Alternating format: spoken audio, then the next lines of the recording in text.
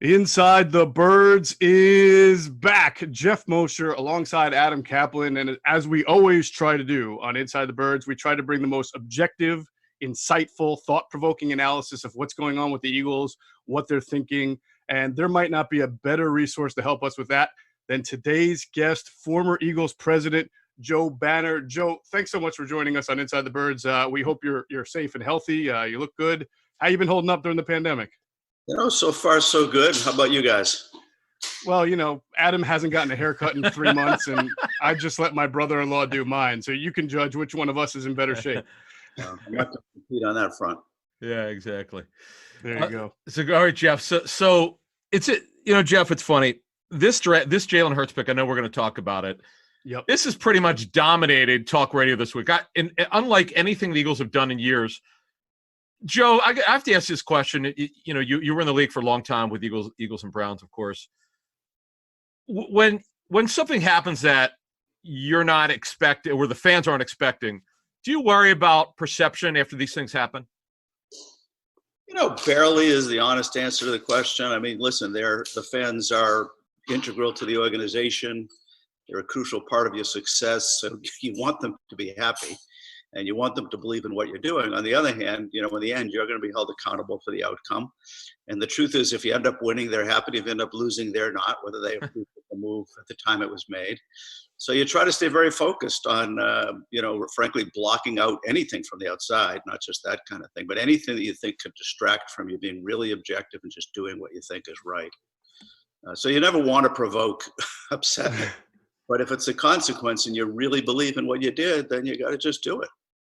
That's true, Joe. We have a lot of questions on Jalen Hurts that we want to ask you from a variety of different angles. First, I just want to let people know that they can find you on Twitter. You're very active on Twitter at Joe Banner 13. They can find this show on Twitter at Inside Birds, at Caplan NFL for Adam, at Geoff Mosher NFL for myself. Got a couple of questions. First, I want to stop real quickly and pause for a word from our great sponsors. Okay, we're going to stop 1 second and tell you about our friends at DraftKings. This Saturday, UFC 249 is poised to be action-packed. The fighters are eager to step into the octagon, and DraftKings Sportsbook, America's top-rated sportsbook app, is putting you in the center of the octagon with a special sign-up offer up to $1,000. Think you know who's going to win the big fight this weekend? Put your money where your mouth is and place a bet on the winner with DraftKings Sportsbook. Plus, you can parlay fights within the card and even bet on which round the fight will end and how it'll end. Hate that lull in the action between fights? Don't worry, DraftKings Sportsbook has you covered. DraftKings Sportsbook has recently launched a mobile casino in Pennsylvania with hundreds of options. Players can choose from slots, blackjack, roulette, and table games with live dealers. With DraftKings Sportsbook, you can deposit and withdraw your money at your convenience. So download the top-rated Sportsbook DraftKings Sportsbook app right now and use the code ITB when you sign up. For a limited time, all new users can get a sign-up bonus up to $1,000. That's right. DraftKings Sportsbook has a sign-up bonus up to $1,000. Don't forget, enter code ITB and get your sign-up bonus up to $1,000 only at DraftKings Sportsbook. Must be 21 or older, Pennsylvania only, in partnership with the Meadows Racetrack and Casino and Hollywood Casino at Penn National Racecourse. Bonus comprised of a first deposit bonus and a first bet match, each up to $500. Deposit bonus requires 25 times playthrough. Restrictions apply. See DraftKings.com/sportsbook for details. Gambling problem? Call 1-800-GAMBLER. Okay, so Joe, let's expand a little bit on the Jalen Hurts picking. I'm curious as if that's something that you saw coming, knowing how the Eagles as the way you do, and what your first thought was when you saw that they picked him 53rd overall.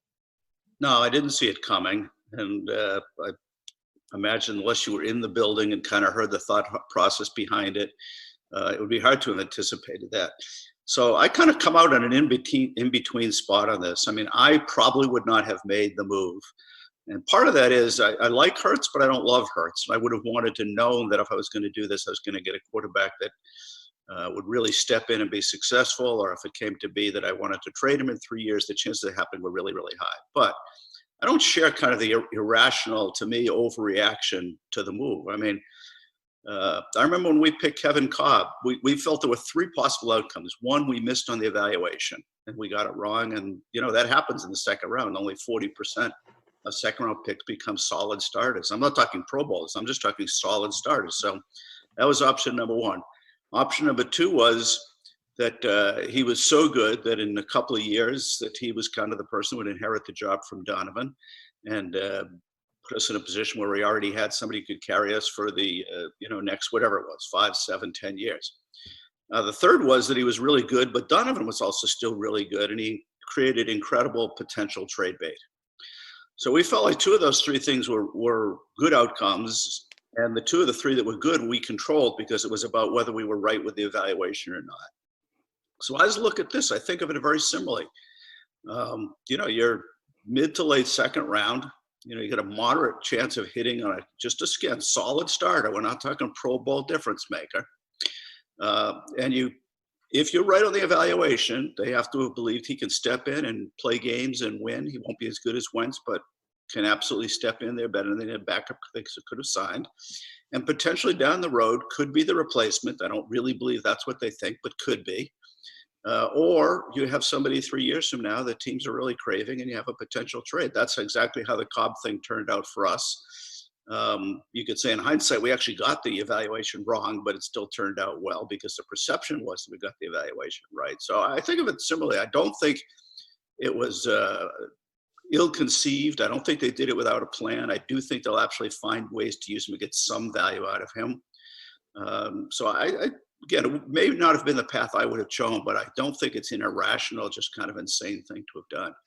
When you drafted Kevin Cobb, but was there a thought process that Kevin could be that guy, that next starter? Were you guys down on Donovan at that point, or were you like, you know what, we have a pretty good roster. Here's an opportunity to get a guy we might be able to flip like you flipped A.J. Feely? Yeah, no, it was totally age-driven. We thought Donovan was still playing well. He thought his immediate future was, without any question, going to be with us and successful. But as we look 2 or 3 or maybe even 4 years down the road, which was the length of the contract we'd have with Cobb, we didn't feel like that was as certain. We would not have picked Cobb if we didn't really like him. So it wasn't like we kind of, maybe he has a shot. We didn't feel that way about him. And you can look back in hindsight and say we made a mistake in that. But we thought that he would be a quality starting quarterback in the NFL. Bought us 2, 3, 4 years to see how Donovan was doing. If we were right on the evaluation, worst case scenario, we had a great trade. Best case scenario, we had the new guy that could carry us for hopefully a decade.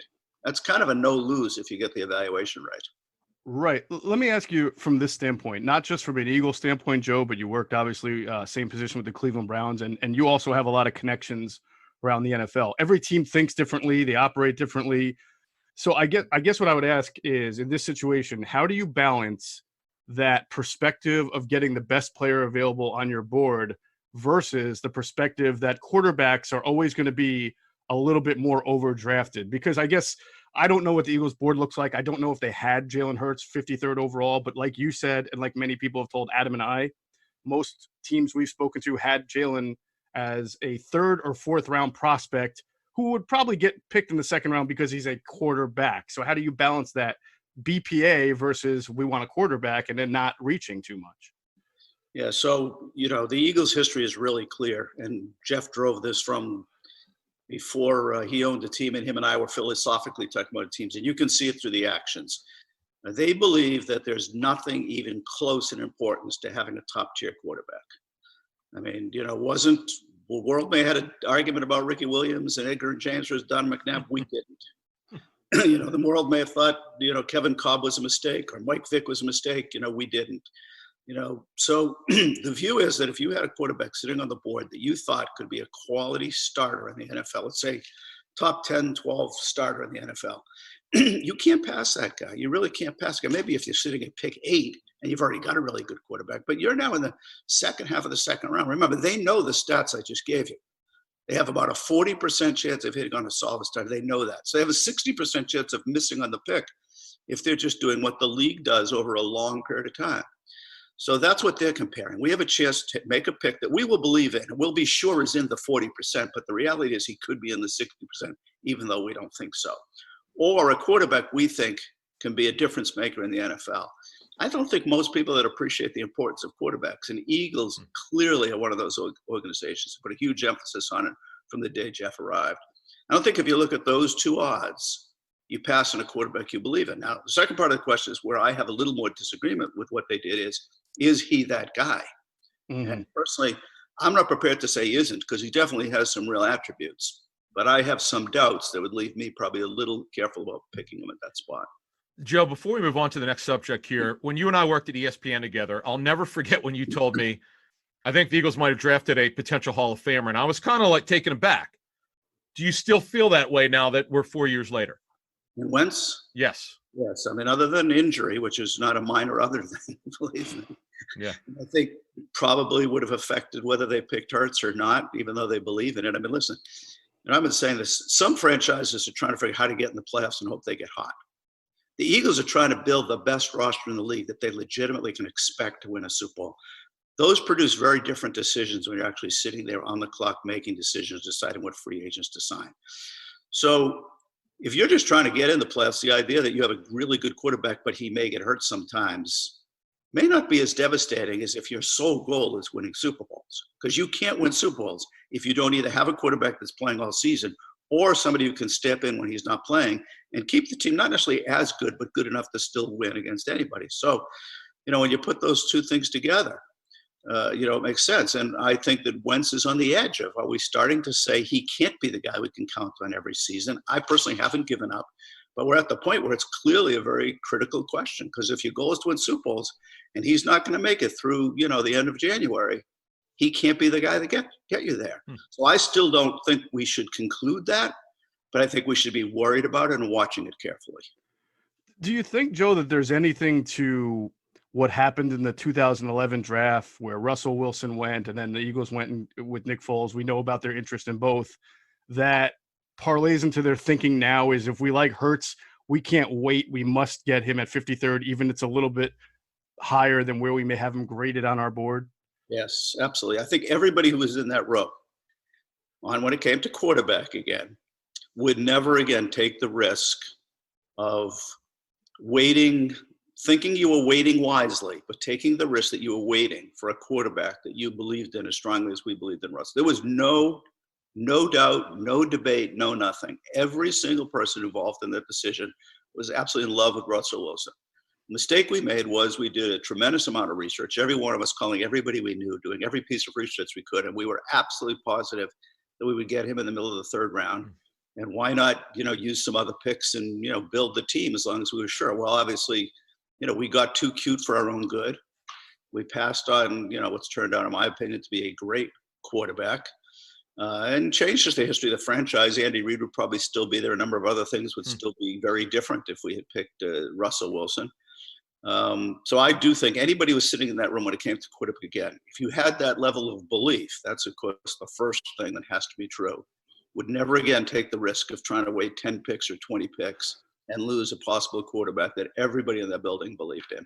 Can you describe a little bit what the war room was like when Seattle made that pick? Well, there was a stunned silence because we weren't even sitting there.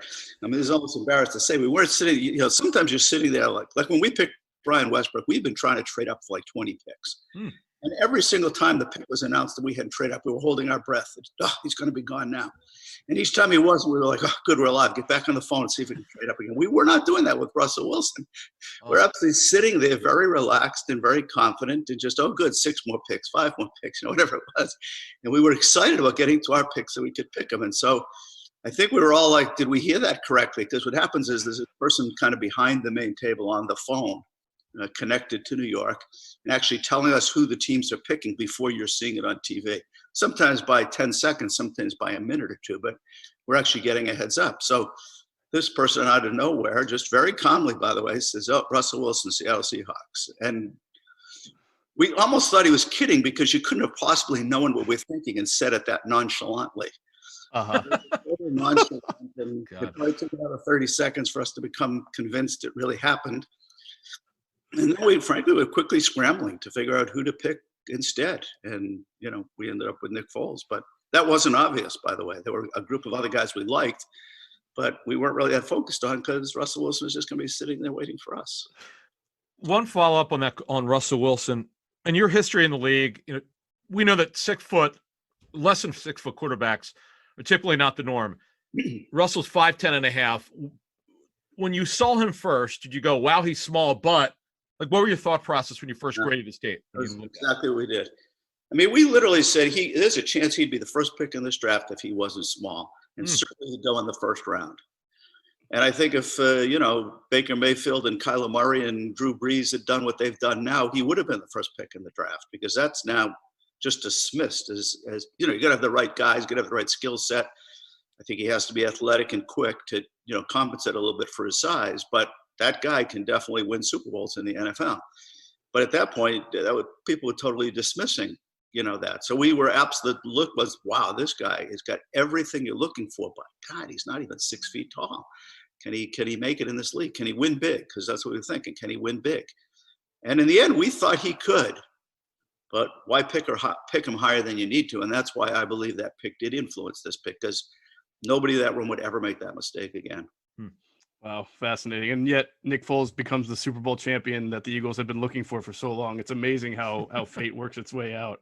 I think you mentioned something interesting, and you have an evaluation of Jalen Hurts. I don't know, Joe, how many people realized how connected to football and watching tape and analyzing prospects and NFL that you actually are right now and still. So I wanted to ask you a little bit about this Eagles draft. They come away with 10 players. They make a trade.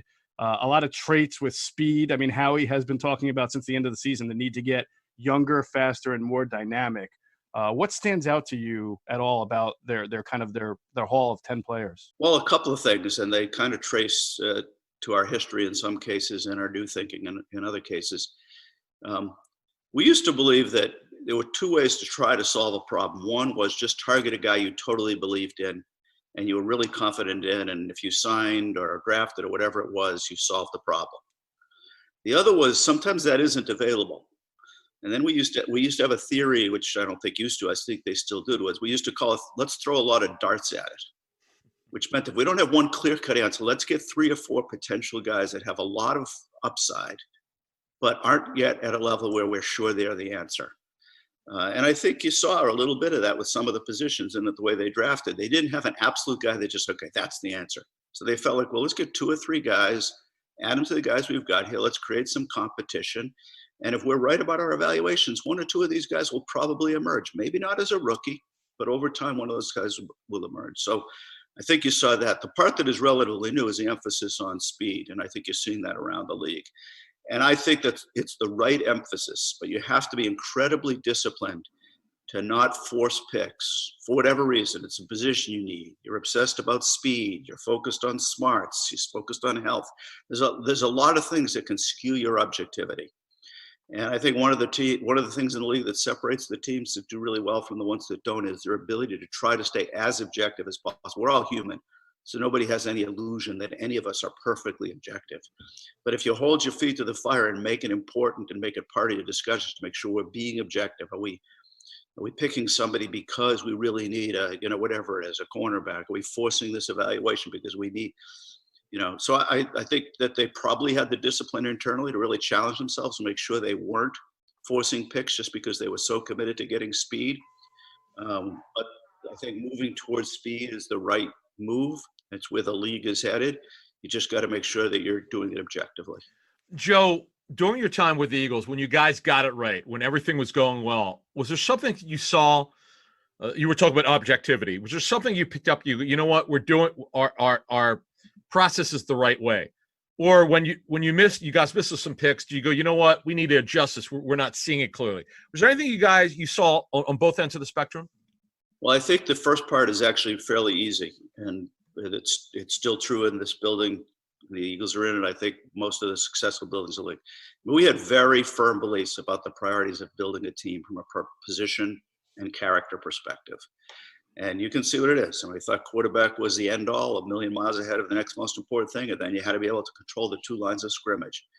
And that didn't mean you were done. You weren't going to win a Super Bowl because of that, but you had the foundation that gave you a chance to grow from there and be competitive with the best teams in the league. So, and we thought it was very smart to have high character guys. It didn't mean you couldn't have any exceptions, but generally be high character, to have leaders, to have smart players, to have players that were really, really driven.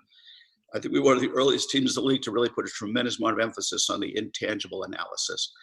So again, I'm not talking good guy versus bad guy.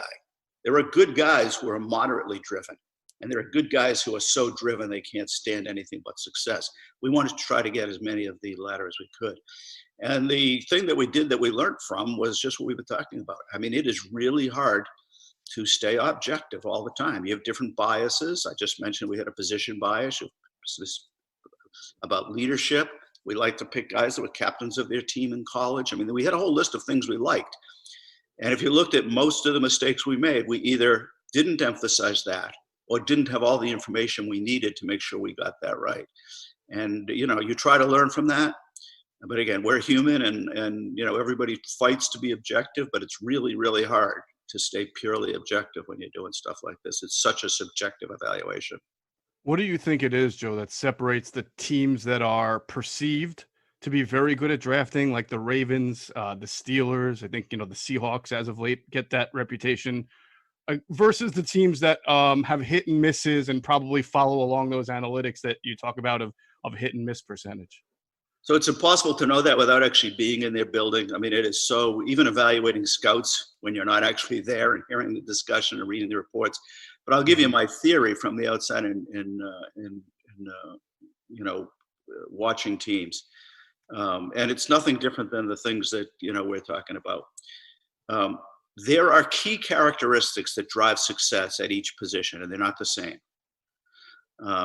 So, for example, I'll give you a really obvious one that probably most fans know, but we see teams make exceptions to all the time. If you draft quarterbacks and your emphasis is arm strength versus accuracy, you're going to have a lower batting average picking quarterbacks than all the other teams in the league. And there's things like that with every position. I mean, for me, like a cornerback, it's how well they mirror. In other words, how closely they can stay in line with the guy they're covering.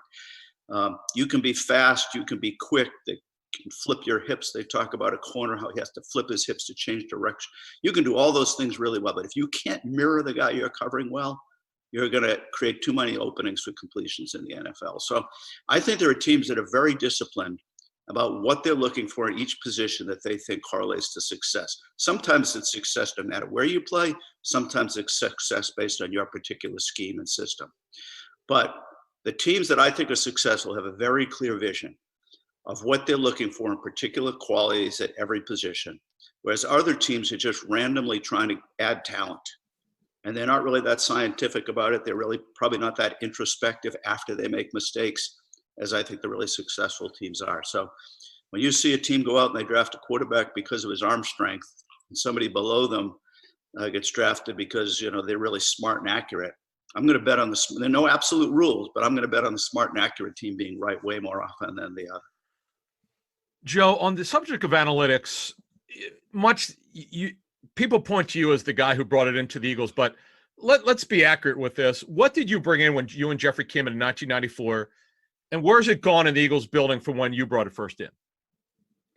So we believed strongly that the conventional wisdom in the league was entrenched to a degree that was actually hurting success.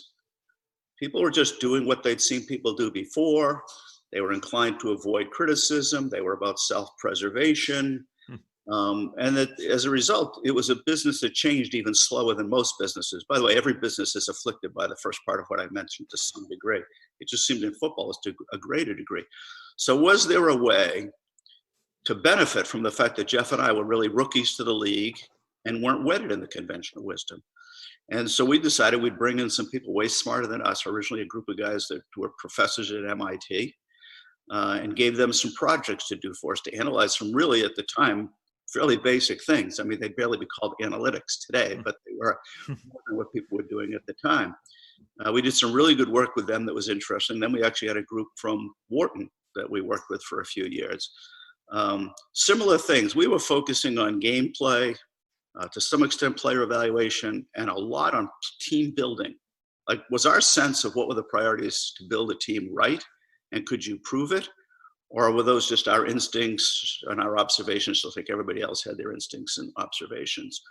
And then we started to bring in our own team, literally hiring the PhDs from some of the best schools in the country. And it allowed us more flexibility to kind of ask our own questions, have them there at all times, bring them into the draft, never worry about any questions about, you know, were they too busy because they were doing this? Were they, you know, as engaged and committed to the success as we were? And then we started creating a team of people, and it's only evolved. It's become much more complex and complicated, even at the Eagles. It's still an invaluable tool. The league hasn't begun to get all the way to what we were envisioning when we started it, which was let's take the conventional wisdom out and do things. It's like right now you hear people say, well, let's pay attention to the scientists. We have a health problem in the country. Let's pay attention to scientists. So there's an element to football that's math. There's an element to football that's facts. So let's isolate that and make sure we're looking at the right facts, and then keep the football part football. And that was the thought behind it starting, and why it's continued to evolve, and I think be of great benefit to the Eagles and the success they've had. You can't know again without being in a building, but there's no doubt watching the way they play and what they do, that they're in a small group of teams that are taking this further than other teams.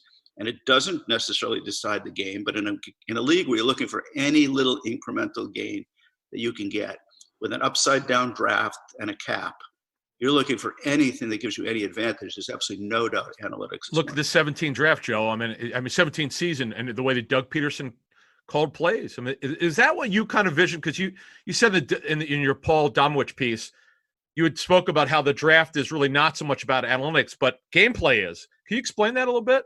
Yeah, so I was really just making the point about degree. I believe that analytics can help with player evaluations.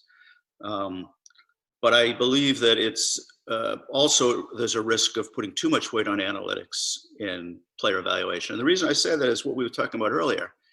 If you get wrong how driven a player is, how hard he's going to work, how bad he wants to be great, how well he's going to fit your scheme, how healthy is he going to stay? I mean, really, analytics doesn't answer those questions. And I think they're at least 50% of the evaluation. So analytics can help with some of the measurables, some of the correlations to successive measurables. I mean, I'll tell you one of the changes we made very early that most of the league knows now, and anybody who doesn't is really at a disadvantage. I mean, if you're looking to get a defensive lineman who's going to get a lot of sacks, in other words, that's your goal. It's not just a general defensive lineman. It's not a run stopper. It's a defensive lineman that's going to get a lot of sacks. The stat that correlates the highest with his success is his 10 time. Well, for 20 years, everybody thought it was the 40 time.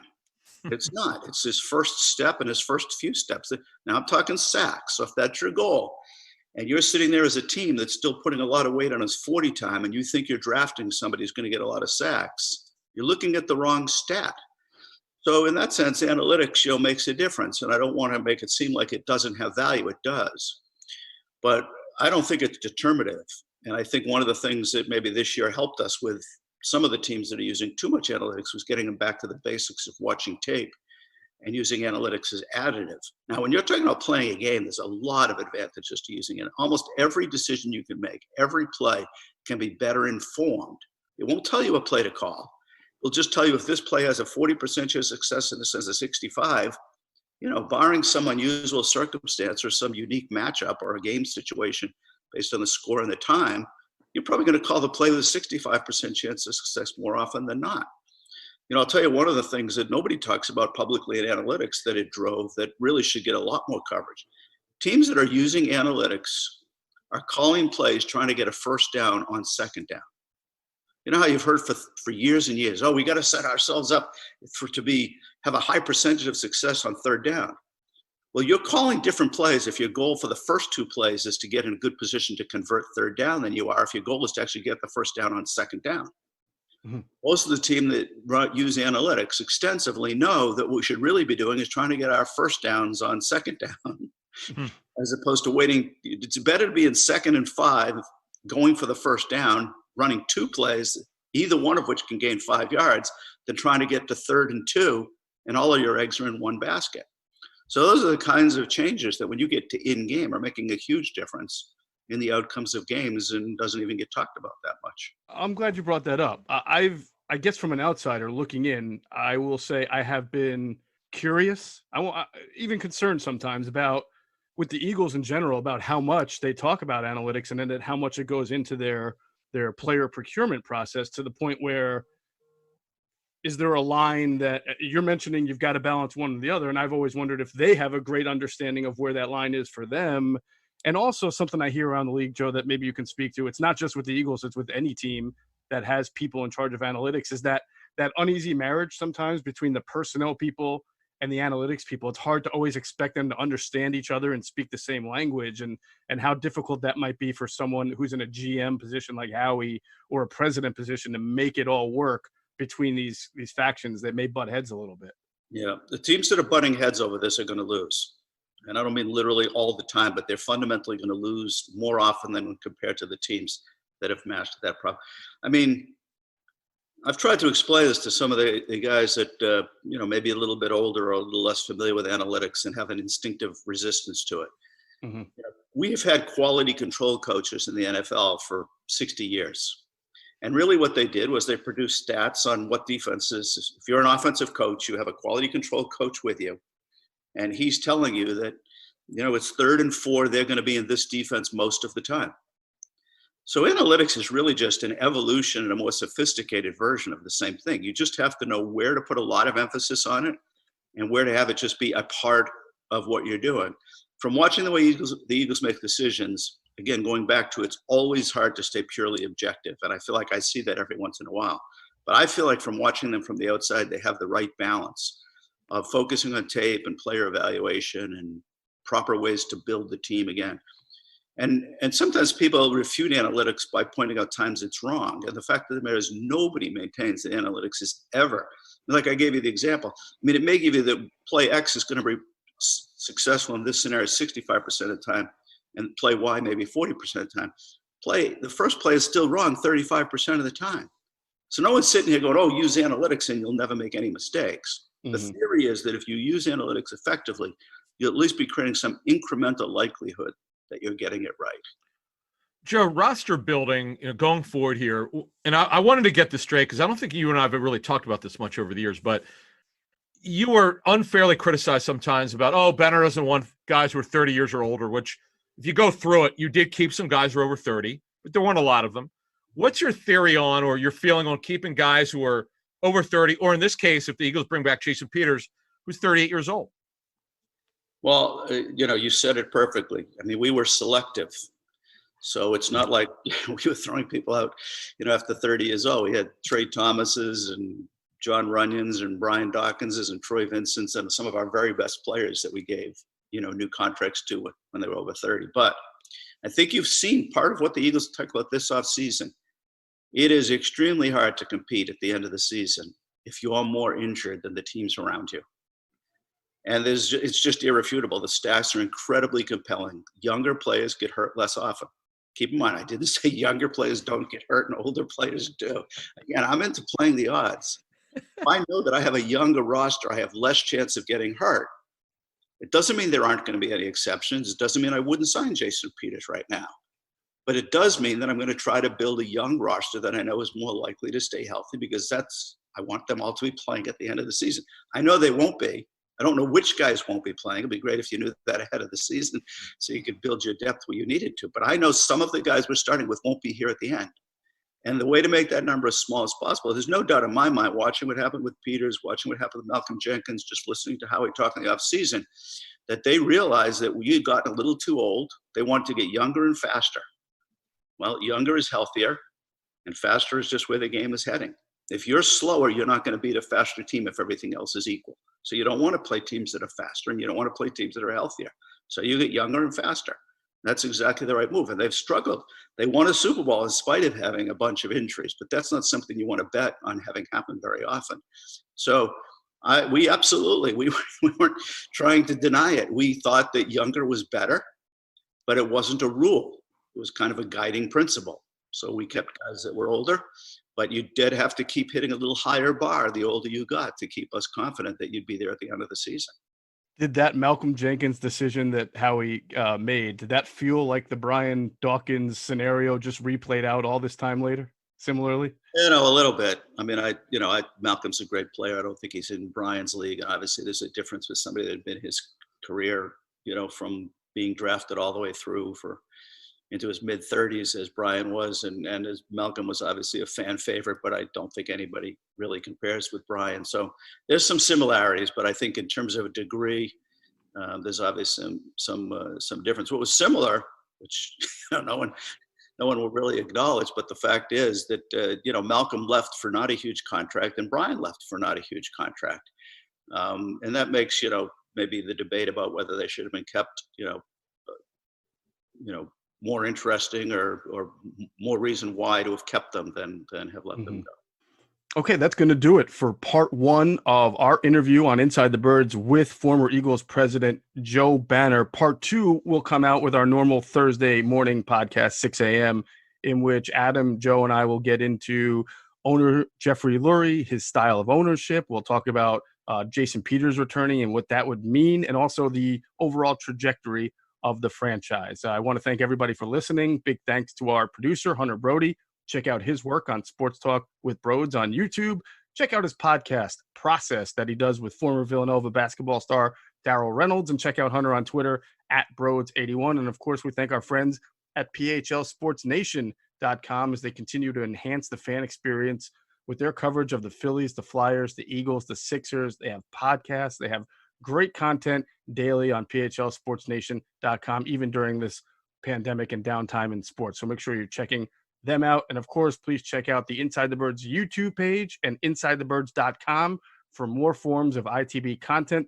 Again, with our YouTube page, we continue to put out videos that are different from the podcast. So please subscribe to the Inside the Birds YouTube page for even more ITB content. All right, that'll do it. As always, we thank you for flying with us inside the Birds.